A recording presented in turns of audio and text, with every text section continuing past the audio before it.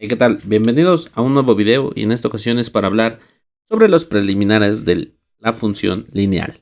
Y para ello vamos a hablar de lo que es el plano cartesiano y aquí tenemos a continuación la definición de plano cartesiano. Y nuestra definición nos dice lo siguiente: se forma por dos rectas perpendiculares. ¿Qué quiere decir esto?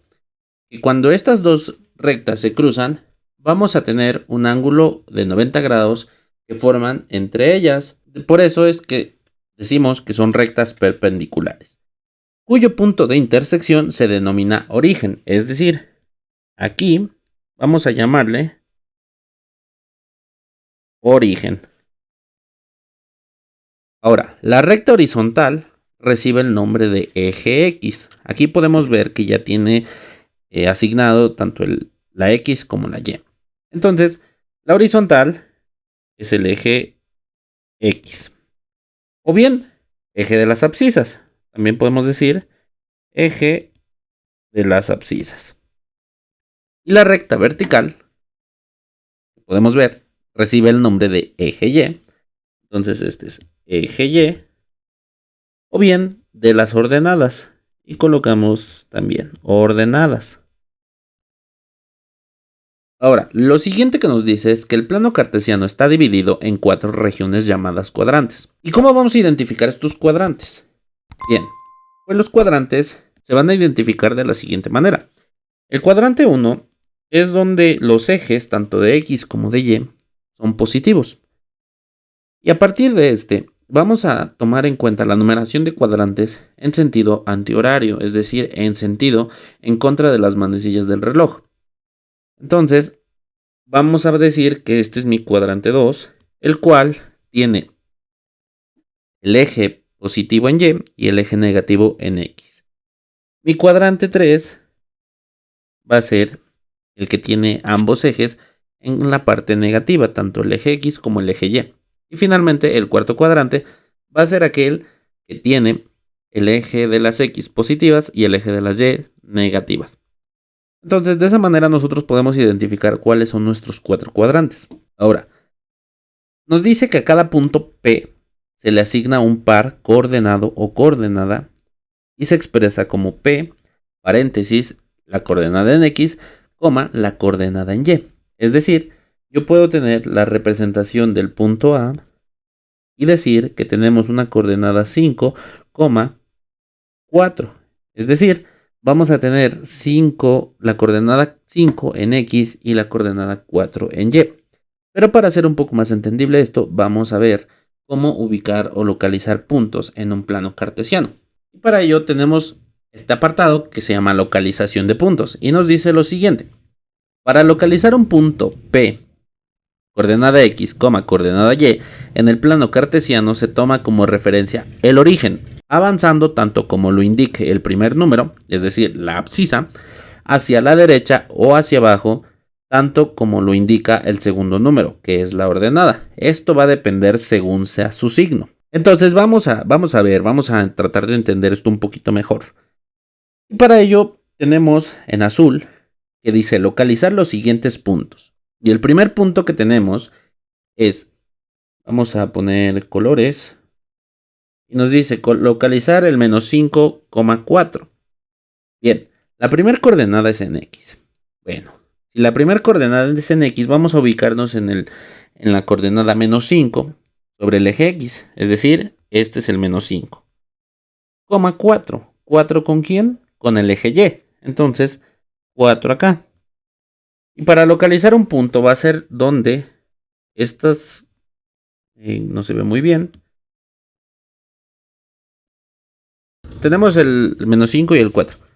Y el punto a localizar, que vamos a llamarle punto A, el punto A va a estar ubicado donde estas líneas se crucen.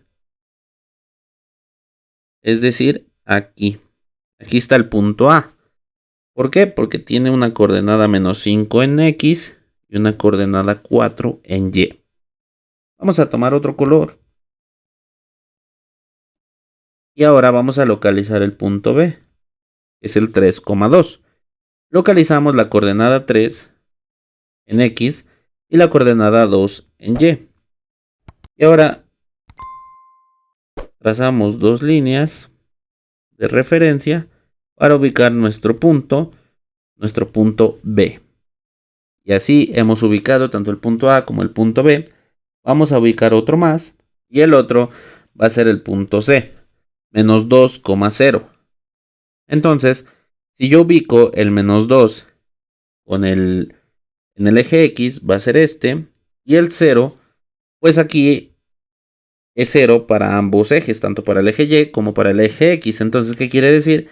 Que el punto C está ubicado sobre el eje X. ¿Por qué? Porque no tenemos una coordenada sobre el eje Y. Entonces, como no tenemos y es 0, el valor o el punto está ubicado sobre el eje X. El punto D es menos 1, menos 3. Ubicamos otra vez. Nos vamos al menos 1 en eje X, menos 3 en eje Y. Y trazamos nuestras líneas de referencia que nos ayudan a encontrar el punto que va a ser el punto D.